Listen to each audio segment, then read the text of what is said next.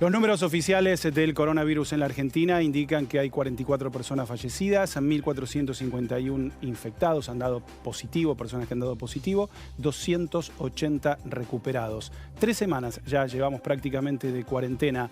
¿Y en qué punto estamos teniendo en cuenta estos números, teniendo en cuenta la cantidad de tiempo que estamos en casa? Bueno, la pregunta se la vamos a hacer, por supuesto, a Omar Suet, presidente de la Sociedad Argentina de Infectología. Doctor, muy buenas tardes. ¿Qué tal? Buenas tardes, ¿cómo están? Bueno, estamos en un buen punto. La verdad que los últimos días vemos cómo la curva está plana y eso gracias al sacrificio y el esfuerzo que está haciendo toda la gente. La verdad que la mayoría de la gente se quedó en su casa y eso permite que todos los días, a pesar de que estamos aumentando el número de testeos en todo el país, el número de casos positivos se mantiene todavía en valores cercanos a 100 y la cantidad de muertos, por suerte, se mantiene en números bajos todavía, muy por debajo de lo que vemos en Italia o en España o Inglaterra, que es más del 10% de los afectados. Acá estamos con menos del 3%. Esto es el resultado directo de las medidas que se tomaron a tiempo, sin ninguna duda, bueno, y es lo que nos acaba de decir. De todas maneras, bueno, el viernes vimos imágenes que nos preocuparon a todos, me imagino que ustedes también como profesionales de esto también les debe haber preocupado. ¿Esto puede llegar a tener una incidencia en los próximos días? No lo sabemos y eso depende de la cantidad de virus que haya habido circulando en esos lugares donde la gente estuvo, o sea, de la cantidad de gente con coronavirus que haya estado ahí, a los cuales hayan podido contagiar a todas las personas que estuvieran haciendo la cola, pero la verdad que no lo sabemos y vamos a tener que esperar unos 10 días para ver el impacto real que eso tuvo. Ojalá que no, ojalá porque eran colas de gente grande, ¿no? Y que eran realmente son las personas que queremos que no salgan de la casa, que no estén mucho tiempo fuera de casa y agradecemos que hayan hecho los cambios necesarios para que las colas hoy no estén y que los bancos estén pudiendo atender a las personas con mucho distanciamiento, con más de 1 metro de distancia entre persona y persona y con la menor cantidad de tiempo esperando afuera. Ahí te quería comentar que algunos lugares han tenido una idea muy ingeniosa que ha sido llamar en sus distritos, en sus municipios, al ministerio, a la parte de vacunas, para aprovechar, ya que en el banco hay poca gente y están separados y están yendo a cobrar, sobre todo la gente mayor, los jubilados, de vacunarlos directamente ahí mismo para no tener que hacer que salgan otro día más después a los hospitales y volver a exponerse. Bueno, es una medida muy importante. Sí, es importante, lo hicieron algunos municipios. Así que sería bueno que todos los bancos lo implementen ahora. Tal cual. Doctor, hay algo que no termina de quedar en claro cuando uno, sobre todo, lee a los especialistas, de cuántos test se hacen en la Argentina y si se están haciendo la cantidad de test suficientes, qué es lo que nos falta en ese punto.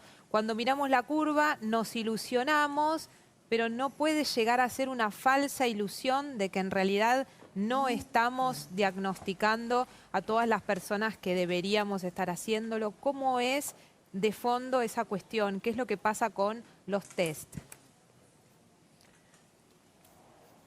Mira, se hicieron 9.000 pruebas ya hasta este momento en el país, 8.945 para ser más exacto, de las cuales 7.500 fueron negativas.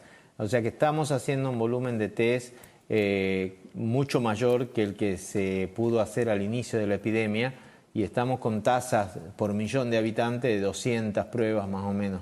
Eso nos pone en un lugar que no está tan mal, no estamos tan alto obviamente como Estados Unidos, Alemania o Corea, pero no está tan mal. Y los otros factores que nosotros medimos para ver si estamos diagnosticando mucho menos de lo que deberíamos diagnosticar, es la cantidad de muertos y la cantidad de personas en terapia intensiva. Hoy tenemos en terapia intensiva menos de 100 personas y 44 personas fallecidas, o sea que estamos con un 3%, con valores aceptables. Si nosotros tuviéramos, por ejemplo, mortalidad del 20% de los diagnosticados, ahí estaría claramente indicado hacer muchísimo más esfuerzo en testeo porque estamos viendo que estamos solamente llegando a los pacientes más graves. Pero la verdad que se han ido abriendo oportunidades de testeo y hemos ido cambiando lo que nosotros llamamos definición de caso, que es la explicación al médico de cuándo le tiene que hacer la prueba a los pacientes. Y antes se hacía solamente a las personas que venían del exterior, y ahora en los países, en las ciudades donde hay transmisión, eso es Buenos Aires, todo el conurbano bonaerense, La Plata, Santa Fe, Chaco, Tierra del Fuego y Córdoba, en esos lugares la gente, cualquier persona que tiene fiebre y tiene algún cuadro respiratorio, por más leve que sea, cualquiera de esas personas van a ser testeadas. O sea, esas personas tienen que llamar para que les hagan la prueba para estar seguros de que no estemos testeando menos de lo que es necesario. Ahora, doctor, me queda un poco más claro en ese punto, sobre todo por los números que usted da. ¿Qué pasa con la salida gradual de la cuarentena? Ya es casi un hecho, lo ha dejado de alguna manera entrever el presidente en las últimas entrevistas que ha dado. ¿Estamos en condiciones por estos datos de que aplanamos la curva de crecimiento de los contagios de salir y probar con una cuarentena gradual? Sí y no, digamos, no sabemos porque es la primera vez que vamos a estar en estas situaciones, ¿sí? Entonces, lo mismo con la situación de qué va a pasar en el invierno. Nosotros sabemos que la cuarentena fue efectiva, y es efectiva porque la curva está chata, está aplanada. Pero también sabemos que cuando suspendamos la cuarentena, la curva va a despegar. Claro. Porque la curva solamente lo que hace es traducir lo que hace la gente. Si la gente se junta mucho, eso proporciona situaciones y oportunidades de transmisión, y eso a los 10 días se va a ver como un aumento en la curva. Entonces, si salimos de la cuarentena, tenemos que salir muy, muy gradualmente, y más que salir de la cuarentena, yo diría, tratemos de seguir en cuarentena y relajar o flexibilizar las partes que son realmente críticas de flexibilizar. Hoy sabemos que la cuarentena genera gran problema económico a mucha gente que no tiene ningún tipo de subsistencia si no es lo que vende o lo que hace. Entonces tratemos de ver esas personas y permitirle a esas personas tener ese tipo de actividades, siempre y cuando las actividades no impliquen un amontonamiento de más de personas o un acercamiento menor de 1 metro de las personas. Entonces podemos empezar a pensar en abrir algunos comercios, algunos restaurantes, siempre y cuando esté muy diseminada la gente, o permitir la venta directa o algunas otras actividades que las personas puedan empezar a tener una capacidad económica, pero tenemos que tener en la cabeza que vamos a estar muchos meses con un montón de otras limitaciones que las tenemos que cumplir, porque si no vamos a estar en problemas graves. Y esas limitaciones son mantener a las personas grandes y a las personas con problemas respiratorios o pulmonares dentro de sus casas, que tengan el menor contacto posible. No organizar reuniones grandes, no organizar casamientos de 100 personas, no organizar ningún evento deportivo ni cultural que implique el amontonamiento de personas. Y después lo demás lo vamos a tener que ir viendo caso por caso y pensar cuándo empezar a flexibilizar las universidades, los colegios, los otros lugares de reunión, digamos. Pero lo ideal es que la gente se mantenga separada más de 1 metro, 1,5 metros de otras personas. Doctor, te voy a hacer una pregunta que te deben haber hecho ya 500, 600 veces. Lo que pasa es que esto va cambiando todo el tiempo y tiene que ver con la cuestión de los barbijos. De hecho, acá tenemos los diarios italianos en los portales de hoy, y ya, por ejemplo, lo han impuesto en algunos lados como una obligación, en el caso de Lombardía, en el caso de la Toscana, incluso hasta poniendo multas de 400 euros para aquel que no lo use. Pero a su vez sale un vocero del gobierno central diciendo que él va a seguir manteniendo la distancia. O sea, evidentemente sigue habiendo algunas contradicciones en este aspecto, porque bueno, estamos enfrentando, como sabemos, algo que no conocemos. ¿Qué hacemos con el barbijo al final? Bueno, tenemos que saber y definir bien de lo que estamos hablando. Tenemos las máscaras respiratorias, que son las cosas blancas, esas estructuradas que vemos a veces en la tele, y esas usan los médicos, y esas son para filtrar el aire. Y eso es cuando un personal de salud se acerca muy cerca a una persona enferma y esa persona tose, entonces eso filtra el aire y evita que esa persona se infecte. Eso no se hace en el país, es un insumo crítico, hay muy poco, no se puede comprar porque hoy Trump declaró la prioridad de ese recurso y les prohibió a la empresa exportarlo. Así que no tenemos en el país, hay muy poco, y eso estamos pidiendo al Ministerio que prohíba la venta a público general, porque hay que priorizar el uso en los hospitales de esas máscaras. Eso se llama N95 o FP3 o FPP, digamos, diferentes nombres, pero son esas máscaras duras y rígidas. Entonces eso, que la gente, por favor, ni las compre ni las use, y yo diría que si hay que poner sanciones y multas, que le pongan a la gente que está en la calle con esa máscara multas, porque eso es para los hospitales. Bien. Doctor, Después tenés el barbijo común, Sí. que es... Sí. El barbijo común es el barbijo quirúrgico, también es para hospitales, pero es para las personas que tienen tos, que tienen fiebre, para las personas enfermas, o para los médicos que, como sabemos ahora, que 24 o 48 horas antes de empezar a tener los síntomas uno puede contagiar. Los que estamos muy expuestos, está bueno que usemos eso en el hospital para no contagiar a otras personas. Claro. Y después están las máscaras faciales, esas de tela, muy divertidas, que hacen toda la... los diseñadores y que pueden hacer con dibujo. Esas máscaras faciales son muy importantes de usar, pero son para las personas para que no contagien a otros.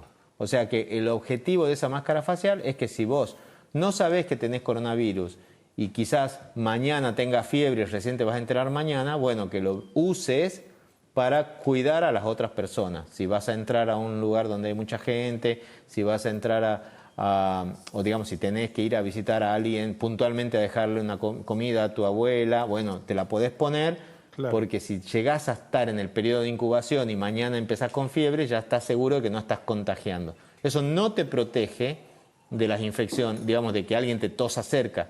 Por eso tenés que estar a 1,5 metros de distancia. Bien. O sea que si la gente quiere usar esas máscaras de tela, bienvenido, va a ser una buena acción para otra gente, pero no crea que está protegida, porque la única medida clara de protección es estar a 1,5 metros y lavarse bien las manos.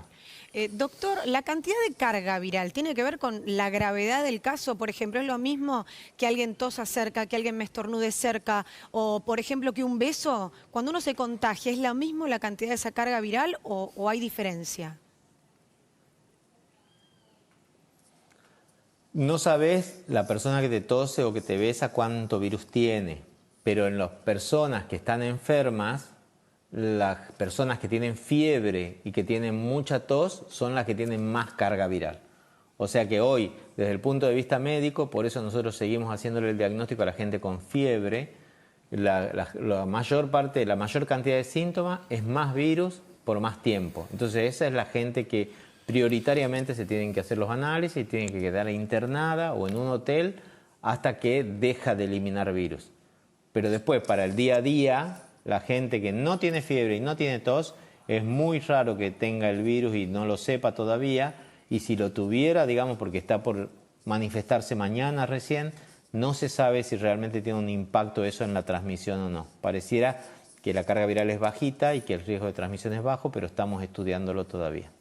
Omar, no sé si ya tienen fecha para una próxima reunión con el presidente del comité de especialistas que lo asesoran, pero preguntarte, frente a la salida parcial de la cuarentena, ¿qué recomendación tienen ustedes para el transporte público, que va a ser, dentro de lo que se habilita, lo que puede generar una situación de aglomeración de gente?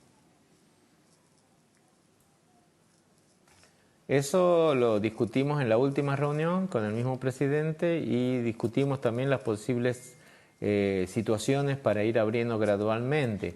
Y la idea es que no hay que permitir el aglomeramiento en el transporte. Si el transporte público continúa, debería continuar como hoy, donde vemos que la gente solamente puede circular sentada, y lo que se está discutiendo es quizás algunas industrias se puedan abrir en otros horarios que antes no se abrían, por ejemplo, más a la noche, trabajar 24 horas y distribuir así un poco más los movimientos de la gente, para que la gente no tenga que viajar siempre a las 8 de la mañana y salir siempre a las 6 de la tarde, que son los picos de aglomeración, ¿no? Entonces que vayan así de alguna manera desafando diferentes industrias para que algunas para que algunas abran a las 10, otras a las 12, otras a las 2 de la tarde, para no amontonar los centros, los transportes.